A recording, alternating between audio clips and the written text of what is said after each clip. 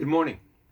One of the hardest questions I get asked is when I minister to a family. For instance, I'm thinking of one right now, pretty recently.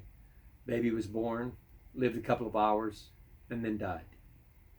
And after carrying a baby, a mother carrying that baby for 9 months, and sonograms, everything fine, everything's great. We're ready to go. Nursery's all painted. And then the baby dies. And the questions come. First of all, why? Secondly, where is my baby? I want to read you some verses today, and we need to go to the scriptures in order to come up with an answer. I don't need to give you what might seem to be something that would make you feel better. I need to give you scripture. Deuteronomy 24:16. Fathers shall not be put to death for their children, nor shall the children be put to death for their fathers. A person shall be put to death for his own sin. Now, let's talk about this for just a minute. Jesus said to his disciples when they tried to push the kids back from coming to him, he said, "Suffer it to be so, for such is the kingdom of heaven." Also, we find in Zechariah 8:5, "And the streets of the city of God shall be full of boys and girls playing in the streets thereof." So we know they're going to be children in heaven. And the question is, do these babies, are they innocent? And let's answer. Some people think, well, if my baby's baptized, guaranteed he's going to go to heaven. Died in the womb, miscarriage, abortion, all these things. And I have no idea. Scripture tells us, and Jeremiah tells us in other places, that when they offered these children to idols and these children were sacrificed, God was telling them, these children are mine. They don't belong to you.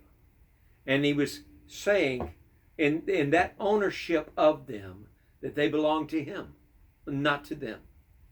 Now, other people believe that if they're the elect, they're the chosen of God, that they'll go to heaven. If they're not chosen, they're not going to go to heaven. But let's talk about what Scripture really says. All children are born sinners. You say, wow, my kids, how would a kid be a sinner? Because they sinned in Adam. And so Scripture tells us that whether they sin later in life or when they sin later in life, they still are born in sin. Secondly, the salvation of every person in the Old Testament, New Testament, anybody that's ever been saved, is not by works, but by grace. Now, thirdly, when we stand before the great white throne judgment, we won't as Christians, but when unbelievers stand before the throne, what are they judged by? Their works.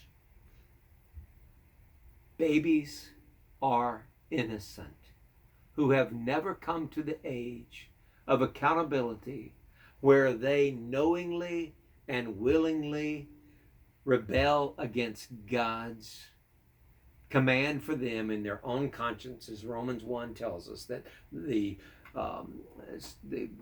order of God, the law of God, the moral order is placed within them in some way in their conscience. And so they in their conscience, they have to reject that in order to be lost, in order to be fallen. Before that happens, they cannot be. And so you can rest assured that if your baby died before it was born, or if for some tragedy there was something else that happened, or that your baby was, or your child was killed or had cancer or something of the order, that child was small, that child's in the arms of God.